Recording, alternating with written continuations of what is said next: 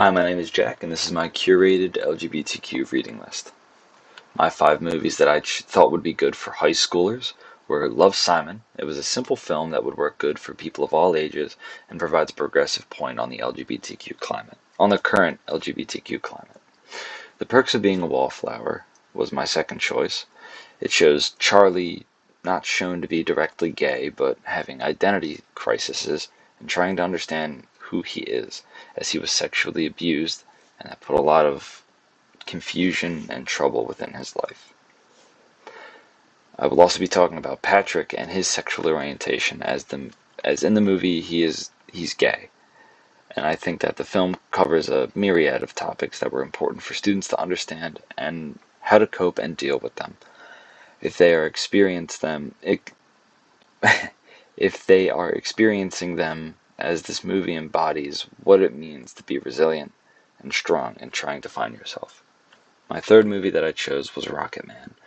Rocketman shows the story of Elton John not only growing up in the music industry, but becoming the man he is today. I chose this movie because Elton John is a well-known queer person he's well known from his stage presence to how he presents himself. My fourth movie that I chose was Bohemian Rhapsody. This shows us how Freddie Mercury broke expressive and societal norms for the time and proved how anyone, regardless of their presentation, can do anything and become anyone. This is also the only movie in my list that touched on the AIDS epidemic, as it was a very dangerous time for people to be LGBTQ, as there was much prejudice against people, specifically during that time. As for my fifth movie, I chose Moonlight. From its use of perspective to fill shots with emotion, to how the subject is feeling, to its music and how it is a wonderfully crafted film. It is a story about a boy who is learning who he is and what he is, and learns what it means to be a black gay man, and how he needs to carry himself, not to be shunned or worse from his community or his mother. For the first film, Love, Simon, it showed us how to own your gayness. In the movie Love, Simon, we follow Simon and his pen pal Blue.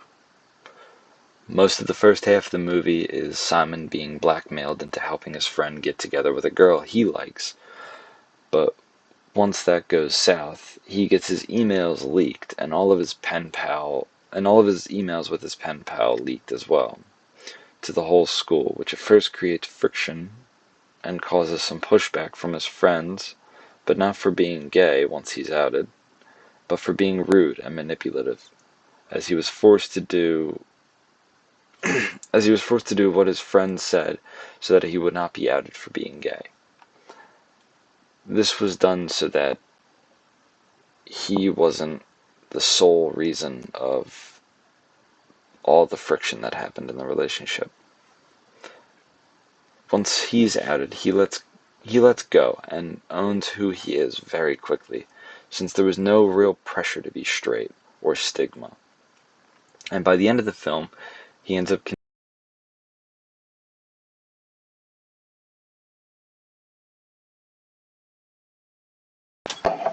Sorry, I think my headphones died. By the end of the film, he ends up content in his new relationship with Blue, as he feels free, welcomed, and accepted back into their friend group, as they forgave him for what his friend did. I would probably recommend this movie to any high school student in any grade, because it's a very easy to digest movie that tackles common themes in a high school setting, like bullying, queerness, and how other people deal with it. It is a much more modern take on the current climate for queerness in high school, as people nowadays are not as brutal as they were in the past. For my second film, The Perks of Being a Wallflower, I chose to do trauma and self-worth. Because this is a film that shows us two notable characters that suffer from both. Charlie, who is struggling with his memories and his trauma, while Patrick is dealing with his self-identity as a gay man, and their journey of self-worth and recovery. Charlie was sexually abused by his aunt, who was continuing the cycle of abuse from her ex-husband. The horrible visions that he suffered with happened again after his sister got abused by her then boyfriend. And this cut him deeply as his repressed memories surfaced once more. He ended up breaking and needing professional help to learn that it was not his fault for what she did, and that he deserved love, and had to stop letting it escape him, as he refused to act on his own emotions involving love, and he pulled away each time he felt something. Charlie needed to heal, and that he was not mentally well going into high school. The closing line from the movie starts with, "I want you to know that I was in a bad place before I started high school. You made me not feel alone. But right now, I am here, I am looking at her, and she is so beautiful. And in this moment, we are infinite." Not only shows that he was in a bad place when he started high school, but after that, he started to accept himself and heal from his trauma and abuse. As once he's fully healed, he finally realizes that it's not his fault, and he's at peace with his past. For Patrick's story in the movie is much different from Charlie's, as Patrick is dating Brad, who is gay and in the closet with a homophobic father that does not want to see his son gay. But when Patrick comes over and almost outs Brad at their Christmas party for being gay, Brad decides to jump him in the lunchroom, as his friends hold Patrick down and help Brad beat him. This instantly distanced the couple, as they show that they can't work out together. Patrick shows us what it is to be strong, as throughout the movie he not only stays strong through everything, but lifts up his friends as he makes Charlie feel valued and seen as a person. Patrick ends up making a toast earlier on in the film, where he makes a toast towards Charlie, thanking him for being a part of his friend group, making him feel seen and welcomed. And this shows us that, through this whole film, it shows that everybody can heal, and everybody can be themselves, and no one can change alone. Who you are and how you carry yourself through life, while it may hurt at times, and you may be put down by others, but you have to stay strong. And you are what matters most. The Perks of Being a Wallflower by Stephen Chbosky came out in 2012, a time where same-sex marriage was still not a thing in the US. This movie tackles struggles with mental health, abuse, trauma, violence, love, and healing, as many of these topics are some that people of the LGBTQ community will struggle with as coming out and being different from others. It is not something that many people talk about in public spaces, as these topics are important to take notice of and acknowledge, as we lose people each year to these topics within the LGBTQ community. And people within the LGBTQ don't always have a safe space or an ability to help reach out to others for safety, as they must be able to help themselves and cope until they are able to find solace and protection in others. While there are groups working on creating an online space for people to feel welcomed, not everyone is able to reach that. And stories like this matter because they offer hope to others and validate experiences, emotions, and in the end, everyone deserves to feel infinite, to be seen, heard, and loved for who they truly are.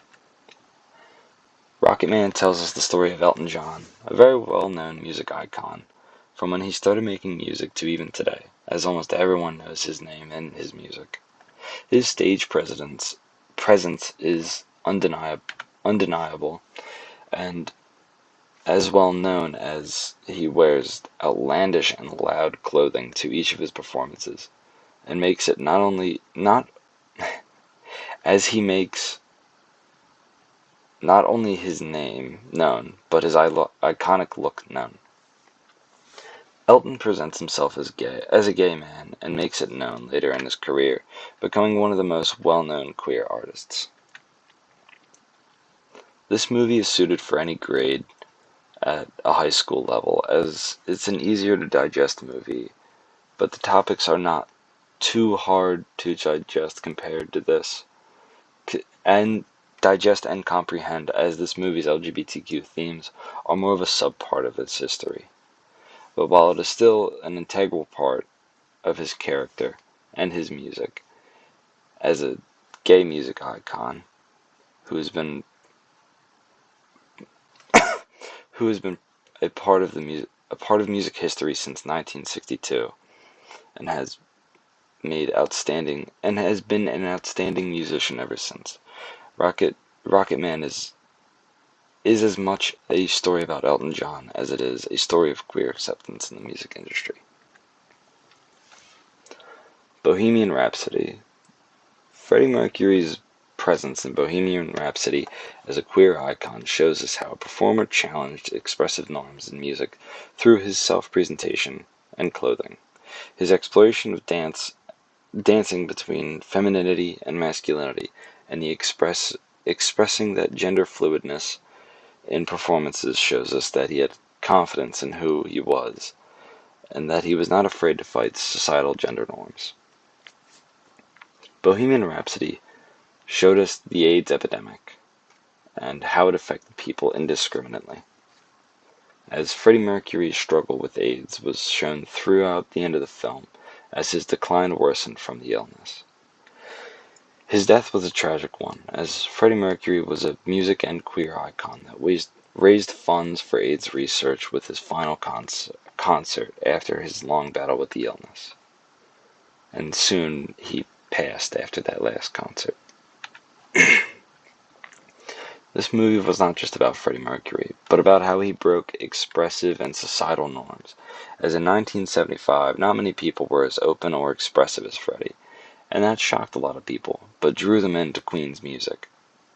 Bohemian Rhapsody is the only film on this list that introduces the AIDS epidemic, and how it hit the LGBTQ communities, as there was mass hysteria and fear surrounding the name of AIDS at that time. For my final film, I chose Moonlight. It tackles who you are and what makes you, you. Sharon is the main character in Moonlight, and we explore his world and experience his life, his love, his pain, his vulnerability, and his identity through him visiting what felt like core memories while he bares his heart to the audience. This movie feels like we are looking at his open heart, as he opens himself up to Juan, the first character introduced in the film.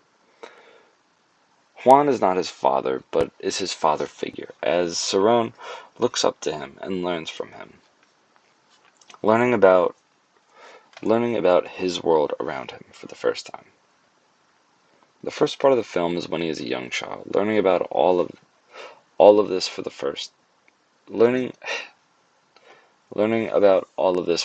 time, and in the second part of the film, it is shown him struggling with his mother's crack addiction, and how it affects his relationship and view on the world, as she belittles him and insults him, demanding for money and kicking him out of the house at around 30 minutes in. We get to see how he feels the hate that others have for him because of his sexuality, from his mother yelling and calling him slurs, to his crush or then friend beating on him, and having others join up in beating him too. His mother talks to him after we find out that he has been selling drugs, like Juan, who had recently passed. As he takes up after him, she begs him to be better than that, to be better than her, and that she will always love him, finally apologizing for the first time, allowing for a better relationship to start. After all that, he grows up just a little bit more, and then comes healing and reconciliation for Sharon. his mother reconnecting with him and reaching out day after day while she's in recovery just to try and get him back, regretting what she had done to him growing up, and finally sees and tells him what she needed to. And he finally meets back up with Kevin, his crush, at the end of the movie to confess that he was the only one for him. And they end the movie with them embracing each other, finally having accepted each other for who they are. This movie is more on the heavy side, so I kept it further down as it talks about heavy themes indirectly, letting you see the pain that he feels and understanding Saron's emotions, as we see him grow up, experiencing the worst, best, and core parts that make up him. We were made to see it all so that we may better understand how cruel people can be, but how that no matter what happens, you can always heal the wounds that were left behind. This movie tackles the themes and problems of intersectionality, being LGBTQ, and the responsibilities that come with being black, and how you must stand tall and strong. Mixing all of that together after watching the film, you can see how little, or Black, or Saron had to adapt to all of it in such a short amount of time. Here are my citations and my AI check.